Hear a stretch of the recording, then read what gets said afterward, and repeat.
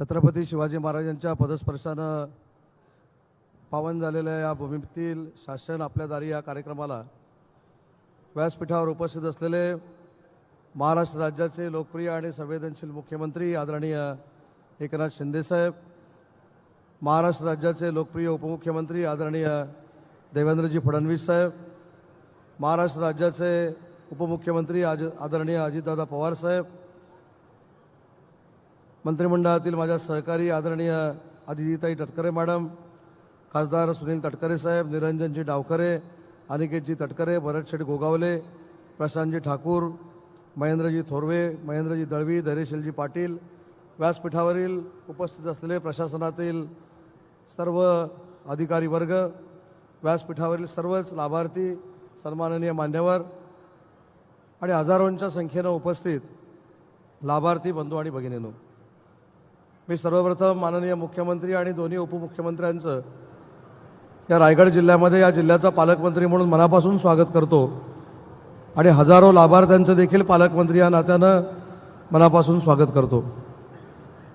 मला मुख्यमंत्री आणि उपमुख्यमंत्री महोदयांना एक महत्त्वाची गोष्ट निदर्शनाला आणून द्यायची आहे की शासन आपल्या दारी हा कार्यक्रम सुरू झाल्यानंतर कदाचित लाभार्थ्यांना प्रत्यक्ष लाभ देण्याचा हा रायगडमधला जरी कार्यक्रम असला तरी आतापर्यंत सुमारे 26 लाख लाभार्थ्यांना या रायगडमध्ये लाभ देण्यात आलेला आहे आणि आज जवळजवळ 75 ते 1 लाख लोकांना आपण याचा लाभ उपलब्ध करून देतोय। शासन ह्या आपल्या दारी ही संकल्पना मला असं वाटतं की जो वेळ काही दाखल्यांसाठी लागायचा, काही यंत्रणा राबवण्यासाठी लागायचा, हा पूर्णतः कमी करण्याचं काम आदरणीय शिंदे साहेबांनी, देवेंद्रजींनी आणि अजितदादांनी केलं। म्हणूनच महाराष्ट्रामध्ये अतिशय मोठ्या पद्धतीने या संपूर्ण कार्यक्रमाला प्रतिसाद मिळतोय। मला एक 2-3 महिन्यापूर्वीची एक घटना आपल्याला सगळ्यांना आठवून द्यायची आहे।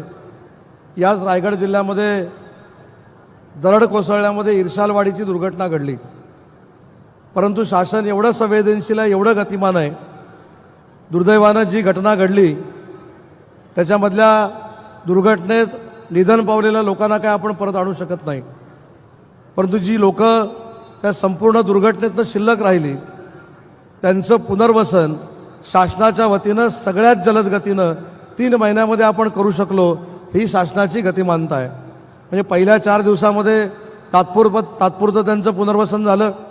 सिडकोच्या माध्यमातून टेंडर होऊन आता परमनंट घरांची देखील बांधकामं सुरू झालीत। त्याचबरोबर रत्नागिरी जिल्ह्यातल्या तिवरा धरणाचा देखील पुनर्वसनाचा प्रश्न सुटला।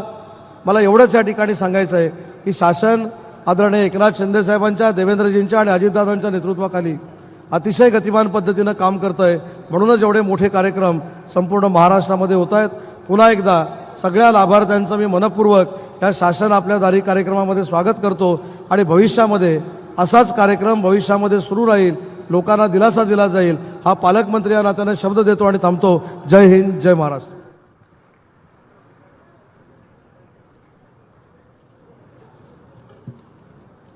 यानंतर मी आजच्या कार्यक्रमासाठी राज्याचे सन्माननीय उपमुख्यमंत्री महोदय ज्यांना वेळ आणि शिस्त याबद्दल ज्यांचं नाव नेहमीच घेतलं जातं, त्यांना तेच म्हटलं की तुम्ही आल्यानंतर आम्हाला पहिली धडकी पडते, माननीय अजितदादा पवार।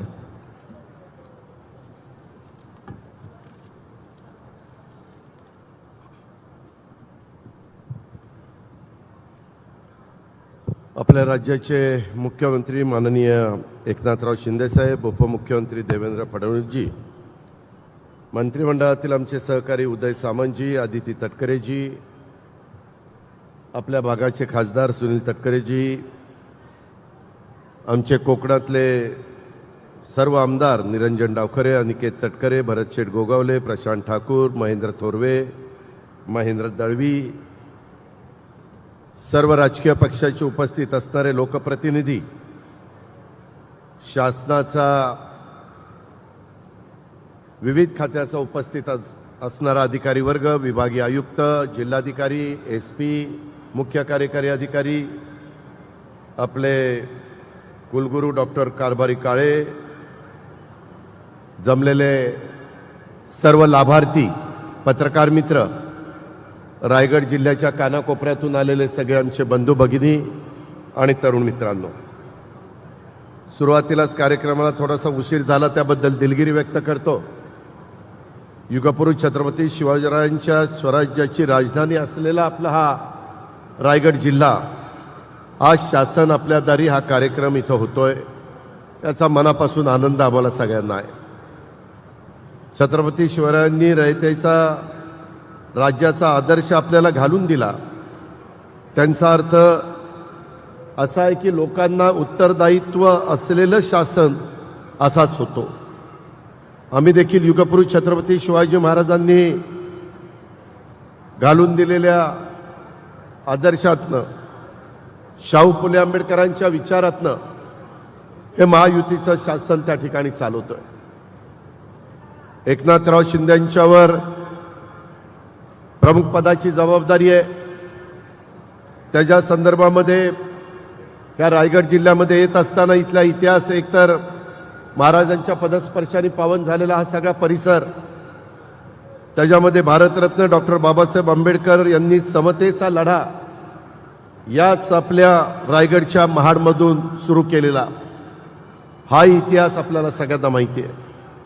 ब्रिटिशांशी संघर्ष करणारे क्रांतिकारक वासुदेव बळवंत फडके किंवा हुतात्मा वीर भाई कोतवाल, हुतात्मा हिराजी पाटील अशा क्रांतिकारकांची ही भूमी, स्वर्गीय दिबा पाटील यांच्यासारख्या लोकनेत्यांनी रायगडची ही भूमी, अशा या भूमीत आज शासन आपल्या दारी हा कार्यक्रम होतोय. तुम्ही आता पाहिलं, वेगवेगळ्या गरजू माणसाला, ती महिला असेल, तो युवक असेल, ती युवती असेल, तो पुरुष असेल, तो दिव्यांग असेल, त्याला पुढं आणण्याचं काम, त्याला समाजामध्ये प्रतिष्ठा प्राप्त करून देण्याचं काम, त्यांना आर्थिक संपन्न करण्याचं काम हे महाराष्ट्राच्या वेगवेगळ्या भागामध्ये सर्वच ठिकाणी शासन आपल्या दारीच्या कार्यक्रमातनं होत आहे. खरं तर आपल्याला हेलपाटे घ्यावे लागतात तहसीलदाराकडं, प्रांताकडं, कलेक्टराकडं, इतर BDO वगैरे अधिकाऱ्यांच्याकडं, पण ह्या योजनेतनं अधिकारीच तुमच्या दारामध्ये येतात. हा त्याच्या पाठीमागचा उद्देश आहे. कारण ज्यावेळेस आम्ही म्हणतो हे शासन आपल्या सर्वांचं आहे, त्यावेळेस ते कृतीतनं देखील आपल्याला सिद्ध करता आलं पाहिजे. आणि याच उद्देशाने हे सगळे कार्यक्रम आपण राबवतो. शासनाचं उत्तरदायित्व हे लोकांशी असायला पाहिजे. समाजातला सर्व घटकांच्या पर्यंत कल्याणासाठी शासनाने प्रयत्नशील असावं. त्याच्यामध्ये जातीय सलोखा राहावा, वेगवेगळ्या जाती धर्माची लोक गुण्या गोविंदाने राहावीत आणि आपल्या परिसराला पुढे नेण्याचा प्रयत्न सर्वांनी मिळून करावा. तसं बघितलं तर आपला रायगड जिल्हा हा निसर्गाचा देणं असलेला जिल्हा. आपल्या जिल्ह्याला चांगला समुद्र किनारा मिळालेला आहे, डोंगराळ भाग आहे, दोन्ही भागाचा निसर्ग लाभलेला हा भाग, शिवरायांचा रायगड, त्याचबरोबर समुद्रातला जंजिरा असे अभेद्य किल्ले, मुरुड, श्रीवर्धन, अलिबाग सारखे समुद्रकिनारे असा हा निसर्गरम्य भाग आहे. माझी तुम्हाला विनंती आहे, आम्ही लोक पुण्यामध्ये तिकडे राहत असलो तरी अनेकदा इथल्या निसर्गाचा आनंद घेण्याच्या करता आमचे पुणेकर येतात, महाराष्ट्रातली जनता येते. बाबांनो, आपल्या बाप दाद्यांनी ठेवलेल्या जमिनी कृपा करून विकू नका. कारण उद्याच्याला बाहेरची लोक येतील, वाटेल तेवढे पैसे देतील, परंतु एकदा आपल्या काळ्या आईला आपण मुकलो तर परत तुमचं माझं काही खरं नाही. आणि त्याच्यामुळे आहे त्या जमिनीमध्ये काही ना काही उद्योग सुरू करण्याचा प्रयत्न करा. कृषी पर्यटनाच्या निमित्तानं करा. त्याच्या संदर्भामध्ये अनेक वेगवेगळ्या योजना शासनाच्या आहेत. नरेंद्र मोदी साहेबांच्या नेतृत्वाखाली आज भारताचं सरकार चाललंय. त्यांच्या अनेक योजना आपल्या जनतेच्या करतायत, त्याचा लाभ घेण्याचा प्रयत्न करा. आम्ही अनेक महत्त्वाच्या गोष्टी महायुतीच्या सरकारच्या माध्यमातून करतोय. आम्ही जेटींचं जाळं आपल्या समुद्र किनाऱ्यावर निर्माण करतोय. रोरोच्या माध्यमातून आमच्या मुंबईची लोक इकडे यावी, इथल्या स्थानिक लोकांना रोजगार निर्माण व्हावा, त्यांच्या हाताला काम मिळावं. नोकरीच्या कामाधंद्याच्या निमित्तानं तुम्हाला पुण्या मुंबईत दुसऱ्या भागामध्ये जायला लागू नये, अशा प्रकारचा आमचा सगळ्यांचा प्रयत्न आहे. रेवस ते रेड्डी हा देखील एक महत्त्वाचा रस्ता आपण ते काम हातामध्ये घेतलेलं आहे. त्याचबरोबर वेगवेगळ्या प्रकारे देवाणघेवाण होण्याच्या दृष्टिकोनातनं, मालाची आवक जावक होण्याच्या दृष्टिकोनातनं, मत्स्य व्यवसायाला अधिक प्रोत्साहन देण्याच्या दृष्टिकोनातनं आणि इथली जी काही फळं आहेत की जी सगळ्यांना आवडतात त्या फळांना अधिक चांगली बाजारपेठ मिळवण्याच्या निमित्तानं आम्ही सगळेजण प्रयत्नशील आहोत.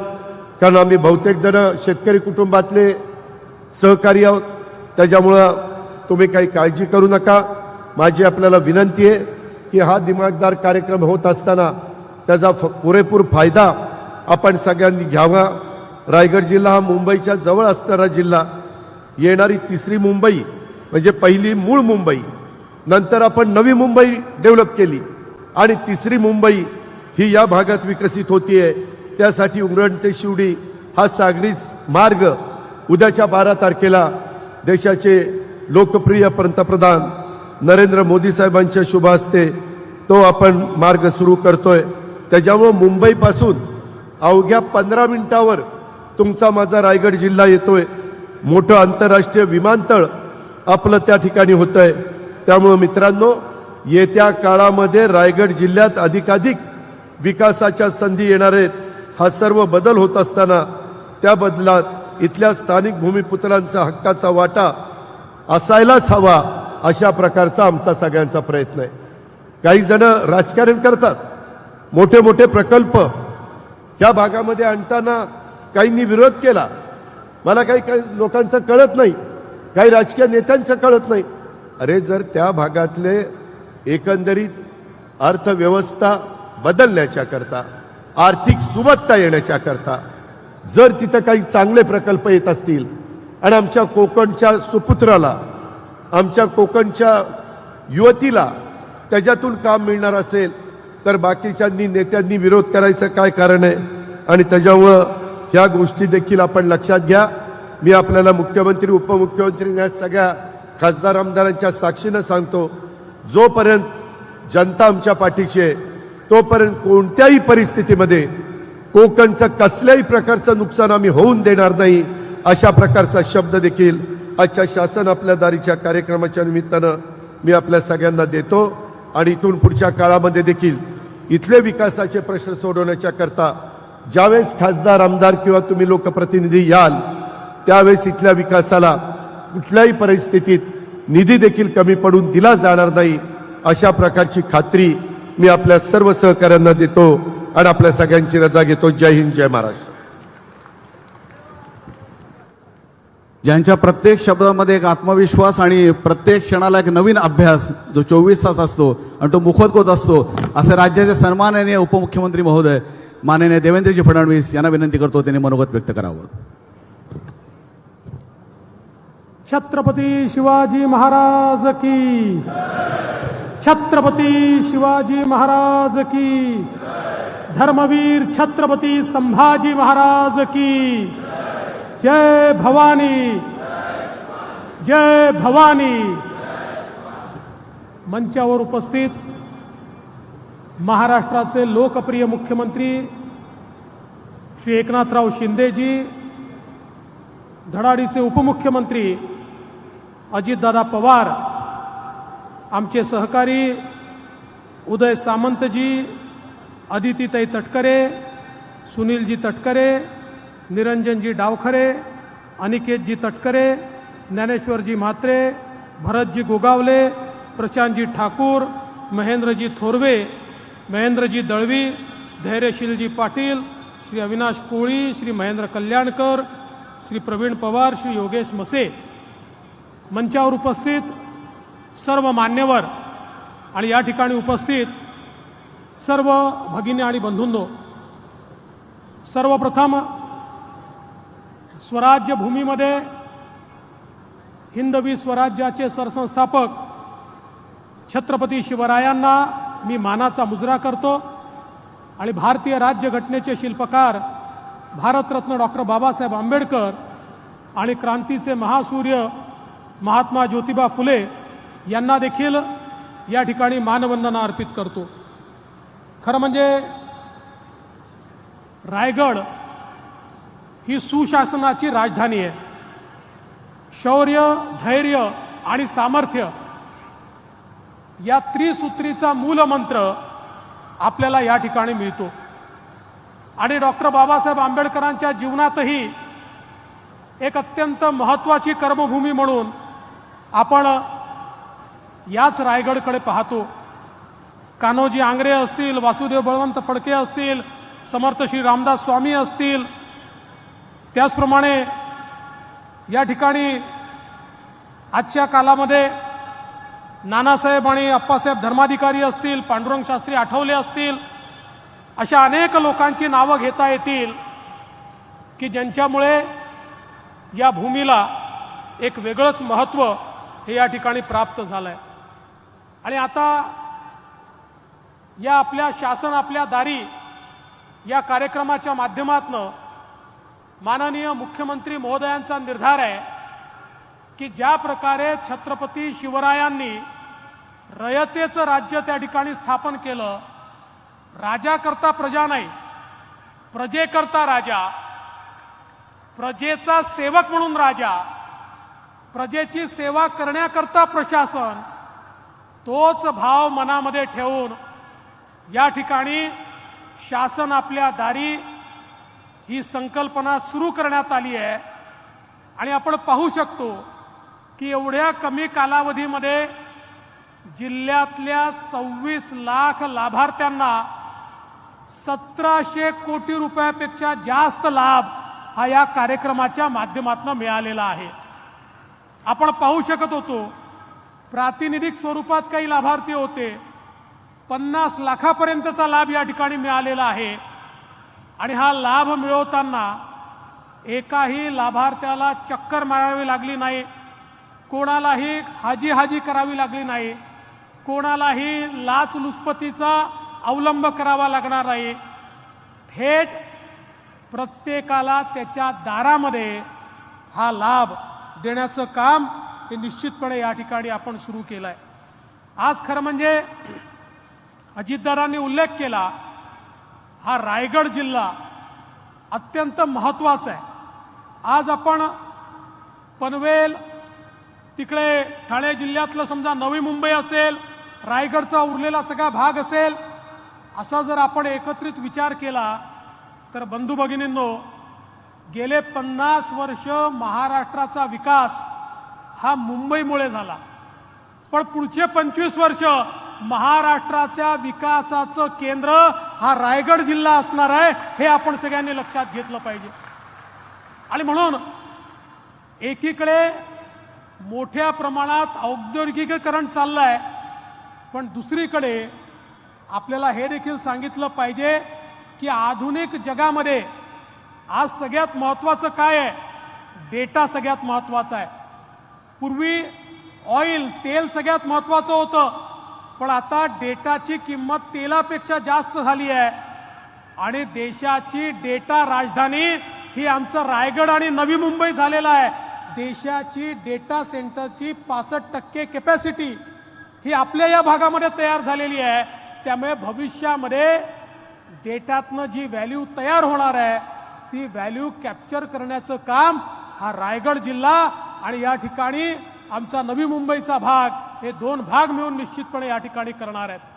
आणि म्हणून राज्य सरकारच्या वतीनं देखील मोठ्या प्रमाणात इन्फ्रास्ट्रक्चरची कामं असतील, या ठिकाणी वेगवेगळ्या प्रकारे सोयी सुविधा असतील, या ठिकाणी रेल्वेची कामं, एअरपोर्टचं काम, रस्त्यांची कामं ही खूप मोठ्या प्रमाणात आपण करतो. आणि सगळ्यात महत्त्वाचं JNPT सारखा पोर्ट असेल, तिकडे दिघी सारखा पोर्ट असेल, याच्यामुळे एक अशी इकोसिस्टीम तयार झाली आहे की निश्चितपणे येत्या काळामध्ये आपल्याला मोठ्या प्रमाणात राज्यातली इन्व्हेस्टमेंट ही या भागात आलेली आपल्याला पाहायला मिळणार आहे. आणि म्हणूनच मला या ठिकाणी आनंद वाटतो की वेगवेगळ्या प्रकारे जे काम आपण हातामध्ये घेतलेले आहेत त्या कामांच्या माध्यमातून या रायगडचा संपूर्ण चित्र जे आहे हे चित्र आपण मोठ्या प्रमाणात या ठिकाणी बदलतो आहे. आज या निमित्ताने मला सांगितलं पाहिजे की नवीन सरकार आल्यानंतर सामान्य माणसाचा विचार आम्ही सुरू केला. मग आमचा शेतकरी असेल, आमच्या शेतकऱ्याला त्या ठिकाणी 1 रुपयात विमा देण्याचा विषय असेल, आमचा भाताचा शेतकरी त्याला त्या ठिकाणी बोनस देण्याचा विषय असेल, आमच्या अडचणीत आलेल्या शेतकऱ्याला थेट मदतीचा विषय असेल, प्रधानमंत्री शेतकरी सन्मान योजनेसोबत नमो शेतकरी सन्मान योजना सुरू करून मोदीजींच्या 6,000 रुपयांसोबत राज्याचेही 6,000 रुपये हे शेतकऱ्याला देण्याचा विषय असेल, असे अनेक विषय आपण या ठिकाणी सुरू केले आणि आमच्या शेतकऱ्याला स्थैर्य देण्याचा प्रयत्न हा आपण मोठ्या प्रमाणात या ठिकाणी केला. आणि बंधू भगिनींनो, एवढंच नाही तर आपल्या सगळ्यांना कल्पना आहे की आज मोठ्या प्रमाणात आमच्या माता भगिनी या ठिकाणी उपस्थित आहे. खरं म्हणजे या कार्यक्रमाची यशस्वीता काय असं मला कोण विचारलं तर मुख्यमंत्री महोदय, एवढी मोठी रेकॉर्ड संख्या तर यशस्वीता आहे, पण या संख्येच्या 60% महिला या ठिकाणी आहेत. ही खरी याची यशस्वीता आहे. कारण प्रधानमंत्री मोदीजी सांगतात, देशाला पुढे न्यायचं असेल तर महिलाच आता पुढे नेऊ शकतात. महिलांना सक्षम केलं तरच आमचा देश पुढे जाणार आहे. आणि म्हणून महाराष्ट्रामध्येही मुख्यमंत्र्यांच्या नेतृत्वात महिला सक्षमीकरणाची चळवळ आम्ही सुरू केली.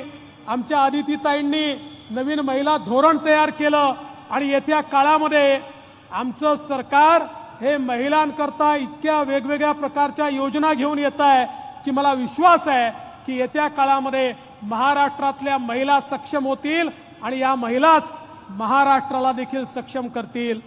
आज बचत गटाच्या माध्यमातून रिव्हॉल्विंग फंड त्या ठिकाणी वाढवण्याचा विषय असेल, आमच्या महिलांना वेगवेगळ्या उद्योगांमध्ये सवलत देण्याचा विषय असेल, आमच्या महिलांकरता बचत गट मॉल तयार करण्याचा विषय असेल, असे अनेक विषय आपल्या सरकारने माननीय मुख्यमंत्र्यांच्या नेतृत्वात आज या ठिकाणी सुरू केलेले आहेत. याचा देखील मला अतिशय अभिमान आहे. आणि खरं म्हणजे आमच्या महिलांना माहिती आहे, आमचं सरकार आल्यावर पहिला निर्णय घेतला आणि महिलांना एसटी मध्ये 50% सवलत ही आपण त्या ठिकाणी दिली. त्यामुळे आता महिलांना 50%च त्या ठिकाणी तिकीट लागतं. महिलांना विनंती आहे, आता घरच्या लोकांना सांगायचं, जिल्हास्थानी जायचं असेल तर तुम्ही घरी बसा, तुम्ही गेले तर दुप्पट खर्च होतो, आम्हाला जाऊ द्या, आम्ही गेलो तर अर्धाच खर्च होतो, त्यामुळे आम्ही सगळे कामं करून येऊ. आणि महिला एवढ्या सक्षम आहेत की ते 100% चांगलंच काम करून येतील, 2 पैसे वाचवूनच येतील. आणि म्हणून मला असं वाटतं अत्यंत महत्त्वाचा विषय हा या ठिकाणी आपण केलेला आहे. खरं म्हणजे निराधार योजनेमध्ये 1000 वरनं 1500 रुपये आपण केले, शिष्यवृत्ती आपण 1000 वरनं 7000 रुपयापर्यंत केली, 10 लाख घरं ओबीसी करता बांधण्याचा निर्धार आपण केला. अशी वेगवेगळी कामं या ठिकाणी केली आहेत. माननीय मुख्यमंत्र्यांचं भाषण देखील आपल्याला ऐकायचं आहे. मी केवळ एवढंच सांगतो, आता देशामध्ये एक नवीन पर्व सुरू झालेला आहे. मोदीजींच्या नेतृत्वात आपला देश झपाट्यानं विकासाकडे चाललाय. आपल्याला कल्पना आहे, 22 जानेवारीला आमच्या अस्मितेचा नवीन चॅप्टर त्या ठिकाणी सुरू होतो आहे. 22 जानेवारीला प्रभू श्रीरामांचं मंदिर हे अयोध्येमध्ये पुन्हा एकदा उद्घाटित होत आहे. आणि ज्या देशावर आणि ज्या प्रभू श्रीरामावर परकीय आक्रमत्यांनी त्या ठिकाणी आक्रमण करून आणि त्यांचं मंदिर ध्वस्त केलं होतं, पुन्हा एकदा प्रधानमंत्री मोदीजींच्या हस्ते आमची अस्मिता, आमचा अभिमान, आमचे राष्ट्रपुरुष प्रभू श्रीराम हे त्याच ठिकाणी विराजमान होणार आहे. आणि मी हे या ठिकाणी सांगू इच्छितो, हा केवळ एक मंदिर उद्घाटनाचा कार्यक्रम नाही आहे, देशाच्या नवीन अस्मितेचा कार्यक्रम या ठिकाणी आहे. पण मला कधी कधी आश्चर्य वाटतं, काही लोक त्याच्यातही विवाद तयार करतात. काही लोक म्हणतात तुमची प्रायव्हेट प्रॉपर्टी आहे का? अरे राम या राष्ट्राची प्रॉपर्टी आहे. पण त्या ठिकाणी राम जन्मभूमीचा संघर्ष सुरू होता, त्यावेळी काही लोक शेपट्या घालून आपल्या घरामध्ये होते, तेच आज प्रश्न विचारतायत की या ठिकाणी राम तुमची प्रायव्हेट प्रॉपर्टी आहे का? राम इथे बसलेल्या प्रत्येकाची प्रॉपर्टी आहे, हे त्यांना या निमित्ताने मी सांगून देऊ इच्छितो. आणि काही झालं तरी या देशामध्ये ही जी काही नवीन अस्मिता आहे, ही नवीन अस्मिता नवभारताचा निर्माण करेल आणि त्याच सोबत नव महाराष्ट्राची निर्मिती माननीय मुख्यमंत्र्यांच्या नेतृत्वात आम्ही देखील या ठिकाणी करून दाखवू एवढंच या निमित्ताने बोलतो आणि माझं बोलणं संपवतो. धन्यवाद. जय हिंद, जय महाराष्ट्र. धन्यवाद. जय श्रीराम. यानंतर राज्याचे सन्माननीय मुख्यमंत्री महोदय, ज्यांच्या खऱ्या अर्थाने आपण शासन आपल्या दारी या कार्यक्रमाच्या माध्यमातून वैद्यकीय मदतीमधून जे नवीन पर्व लिहिलं गेलं असे धडाडीचे मुख्यमंत्री महोदय माननीय एकनाथरावजी शिंदे.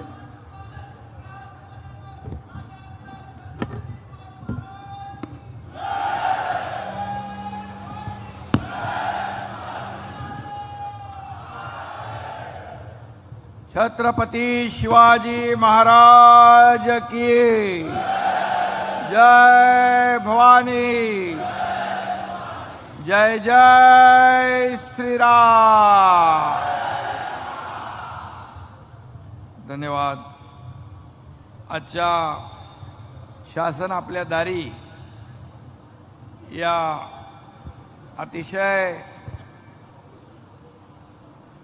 राज्य शासनाचा महत्त्वाकांक्षी आणि लोकाभिमुख अशा कार्यक्रमाला उपस्थित राज्याचे लोकप्रिय उपमुख्यमंत्री देवेंद्र फडणवीसजी, आमचे दुसरे उपमुख्यमंत्री आदरणीय अजितदादा पवारजी, उद्योग मंत्री उदय सामंतजी, महिला आणि बाल विकास मंत्री आदितीताई तटकरे, खासदार सुनील तटकरे, आमदार भरतशेठ गोगावले, आमदार महेंद्र थोरवे, आमदार अनिकेत तटकरे, आमदार निरंजन डावखरे, आमदार प्रशांत ठाकूर, आमदार प्रशांत दळवी, धैर्यशील पाटील, त्याचबरोबर आपल्या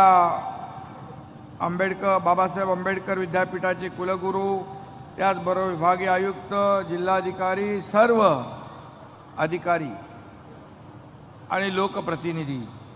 व्यासपीठ एकदम भरगच्च आहे, त्यामुळे सगळ्यांची नावं मी घेत नाही.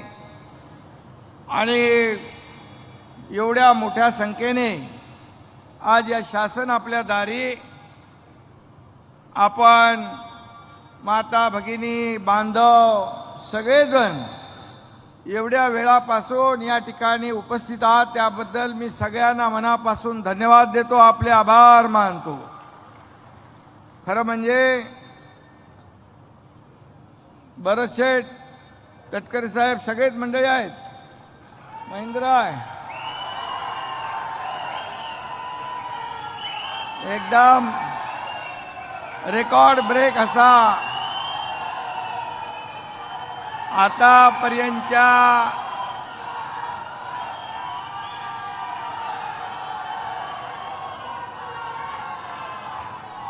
आतापर्यंतच्या सगळ्या शासन आपल्या दारी या कार्यक्रमातला सगळ्यात नंबर 1चा कार्यक्रम हा आजचा होतोय. यामध्ये फक्त लाभार्थी नाही तर कॅन्सर तपासणीसाठी केंद्र आहे, 100 उद्योग या ठिकाणी आहेत, त्यांचं प्रोडक्शन आहे, शिबिर आहे, एक्झिबिशन सेंटर आहे. अतिशय भव्य दिव्य असा हा शासन आपल्या दारी या कार्यक्रमाचं आयोजन केलेलं आहे.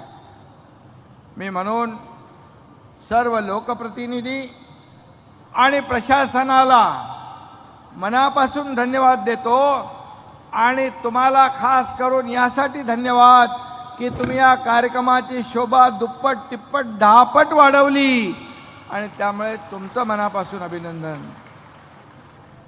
खरं म्हणजे महाराष्ट्राच्या आराध्य दैवत छत्रपती शिवाजी महाराजांच्या पदस्पर्शाने पावन झालेली ही भूमी, बाबासाहेब आंबेडकरांच्या पदस्पर्शाने पावन झालेली ही भूमी आणि खऱ्या अर्थाने रायगड म्हणजे छत्रपती शिवाजी महाराजांच्या कारभाराची राजधानी म्हणून आपण ओळखतो.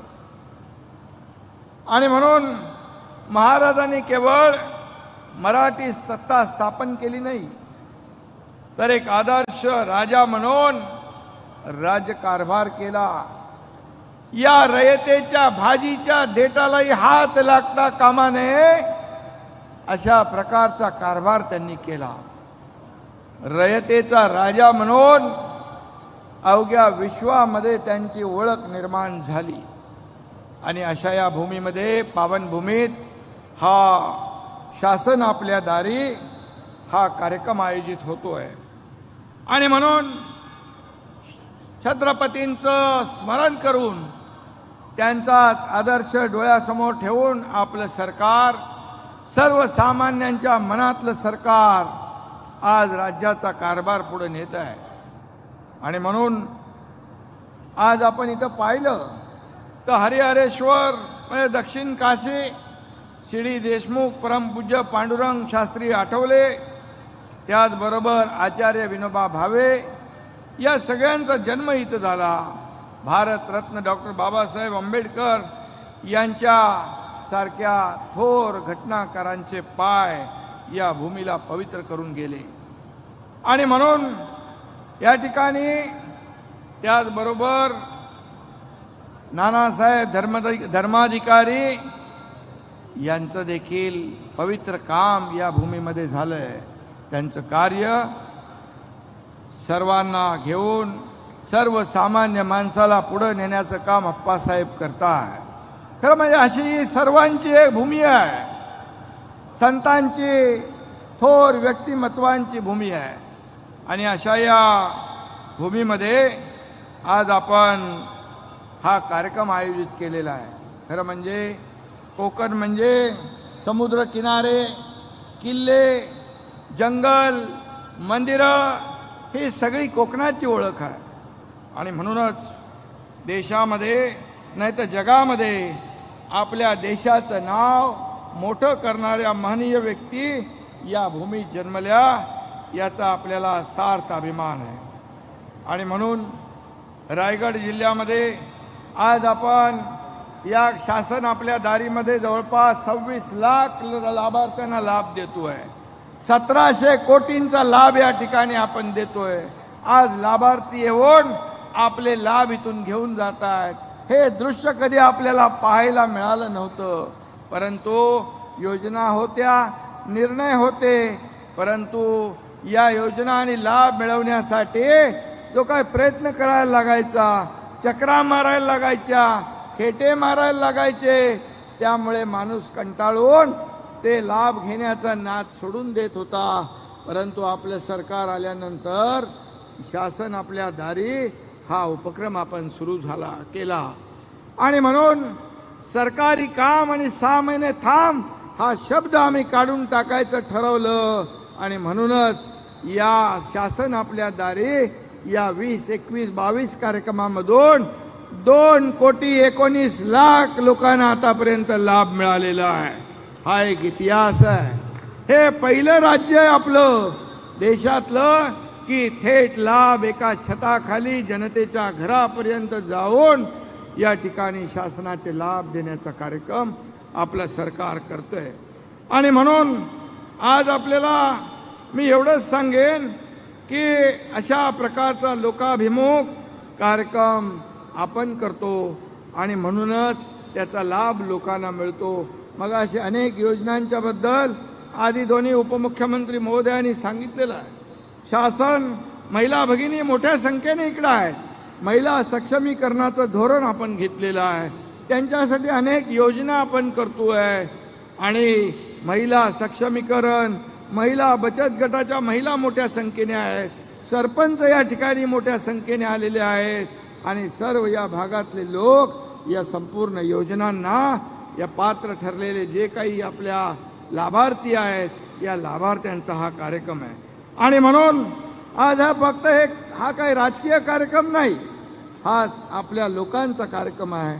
आणि एवढी गर्दी पाहिल्यानंतर अनेक लोकांना पोटदुखी उठते. एवढे मोठे मंडप, एवढे लोक येतात आणि मग शासन आपल्या दारी हा कार्यक्रमाला गालबोट लावण्याचा प्रयत्न करतात.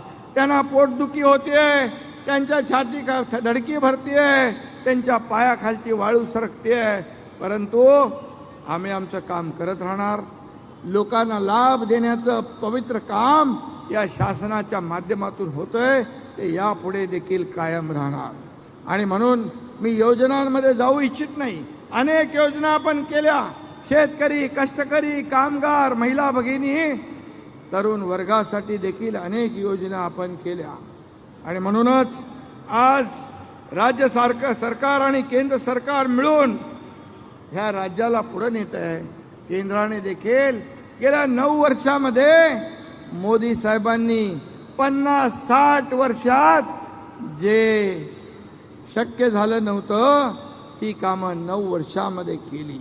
या राज्याला एका उंचीवर नेऊन ठेवलं. या राज्याची अर्थव्यवस्था मजबूत केली. या राज्याला आंतरराष्ट्रीय स्तरावर जगभरामध्ये एक अभिमानाचं, सन्मानाचं स्थान निर्माण करून दिलं. आणि म्हणूनच आज मी आपल्याला सांगतो, या ठिकाणी केंद्राने आपल्या कोकणाला लेदर क्लस्टर केंद्र म्हणून आपल्याला दिलंय. या ठिकाणी नोकऱ्या मिळतील. 20,000 कोटी, मला मगाशी उद्योग मंत्र्यांनी सांगितलं की सिनार्मस हे उद्योग या ठिकाणी येतोय. 20,000 कोटीचं JSWचं एक्सपान्शन इथं होतंय. त्याचबरोबर 20,000 कोटींचं एप्रिल आशिया म्हणून नवीन उद्योग या ठिकाणी येतोय. मी गेल्या 15 दिवसापूर्वी इकडे कोका कोलाचं एक नवीन उपक्रम त्यांनी सुरू केला, त्यासाठी देखील आलो होतो. या कोकणामध्ये रोजगार उपलब्ध झाला पाहिजे, उद्योग आले पाहिजे, या कोकणाची भरभराट झाली पाहिजे, यासाठी आपण प्रयत्न करतोय. आणि म्हणून या कोकणातला तरुण नोकरीसाठी आपल्या गावातून बाहेर जाता कामा नये, त्याला तिथेच रोजगार मिळाला पाहिजे. आणि बाहेर गेलेला कोकणी माणूस पुन्हा इकडे आला पाहिजे, अशा प्रकारचं धोरण सरकारचं आहे. आणि तशा प्रकारचा प्रयत्न मग स्किल डेव्हलपमेंट असेल, स्टार्टअप असेल, मुख्यमंत्री स्वयंरोजगार रोजगार योजना असेल, असे अनेक योजना, आपले अण्णासाहेब पाटील आर्थिक विकास महामंडळ असेल, अशा अनेक योजनांच्या माध्यमातून तरुणाच्या हाताला काम देण्याचा प्रयत्न आपण करतोय. आणि म्हणून मोदी साहेब देखील तरुणाच्या हाताला, हा आपला तरुणाईचा देश आहे, आणि म्हणून तरुणांच्या हाताला काम मिळालं पाहिजे, तो स्वतःच्या पायावर उभा राहायला पाहिजे. अशा अनेक योजना मोदी साहेबांनी केल्या. मोदी है तो मुमकिन है असं आपण म्हणतो, आणि लोकांनी देखील त्यांच्यावर विश्वास दाखवला. सर्व लोकांनी गॅरंटी देऊन बघितली, पण 4 राज्यामध्ये फक्त चालली ती मोदी गॅरंटी. आणि म्हणून या मोदी साहेबांचं देखील पाठबळ या आपल्या सरकारला आहे. आणि म्हणूनच आपल्या ज्या योजना आहेत, आपले जे प्रस्ताव आहेत, ते कुठेही कपात न करता त्यांना मान्यता देण्याचं काम केंद्र सरकार करतंय. आणि म्हणूनच हे डबल इंजिनचं सरकार अतिशय वेगवान पद्धतीने जात आहे. वेगवान निर्णय, आणि निर्णय वेगवान, सरकार गतिमान, अशा पद्धतीने आपलं कामकाज सुरू आहे. आणि म्हणूनच आज मी आपल्याला एवढंच सांगतो की मगाशी देवेंद्रजींनी सांगितलं, 22 जानेवारी या तमाम करोडो राम भक्तांचं स्वप्न होतं. आपल्या हिंदू हृदय सम्राट बाळासाहेब ठाकरे यांचं पण स्वप्न होतं की अयोध्येमध्ये राम मंदिर व्हावं. काही लोक टिंगल करत होते, मंदिर वही बनाएंगे, तारीख नहीं बताएंगे, परंतु मंदिर देखील मोदी साहेबांनी बांधलं आणि त्याची तारीख देखील मुकर्रर केली 22 जानेवारी. आणि तमाम करोडो या देशातले राम भक्त आज जर पाहिलं आपण, तर पूर्ण देशामध्ये याचा उत्साह आहे, जल्लोष आहे आणि एक आकर्षण आहे. वाट पाहताय सगळे, कधी रामलल्लाचं दर्शन आपण घेतोय.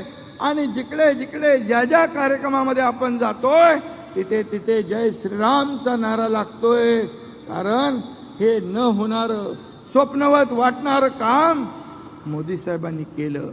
आणि म्हणूनच मी महाराष्ट्राच्या वतीने, आपल्या सगळ्यांच्या वतीने, 12.5 कोटी जनतेच्या वतीने या कोट्यावधी लोकांचं स्वप्न साकार करणाऱ्या या देशाचे प्रधानमंत्री नरेंद्र मोदी साहेबांचं मनापासून अभिनंदन करतो, त्यांना धन्यवाद देतो. आणि म्हणून आज या ठिकाणी देखील कोकणामध्ये आपण पाहतोय की मागच्या वेळेस रायगडच्या पायथ्याशी शिवसृष्टी व्हावी म्हणून 50 कोटी निधी देण्याचं सरकारने मान्य केलेलं आहे. त्याचं देखील अंमलबजावणी होईल. त्याचबरोबर पावनखिंड मोहिमेला जाणाऱ्या शिवभक्तांसाठी, मुक्कामासाठी राहणाऱ्या साठी विश्रामगृह बांधण्यासाठी देखील 15 कोटीची मागणी होती. मला वाटतं ती आपण मंजूर केलेली आहे. आणि सिंदखेड राजा येथे जिजाऊ सृष्टीसाठी 50 कोटीचा निधी जो आहे तो देखील देण्याचं या ठिकाणी मान्य केलंय. त्याचबरोबर माणगाव नगरपंचायत इमारतीचं बांधकाम या ठिकाणी त्याला देखील 15 कोटी रुपये देण्याची घोषणा या ठिकाणी शासनाच्या वतीने मी करतो. खरं म्हणजे हे काम करण्यासाठी चांगली इमारत पाहिजे, त्याशिवाय आपण काम कसं करणार. आणि म्हणूनच जे जे आम्ही सांगतोय ते देण्याचं काम या ठिकाणी सरकार बिलकुल मनापासून करतंय. कारण हे सर्वसामान्यांचं सरकार आहे, हे गोरगरिबांचं सरकार आहे, हे शेतकऱ्यांचं सरकार आहे, कष्टकऱ्यांचं सरकार आहे. आणि म्हणून जेव्हा जेव्हा शेतकरी संकटात आला त्या वेळेस शेतकऱ्याच्या मागं उभं राहण्याचं काम आपल्या सरकारने केलेलं आहे. आणि म्हणून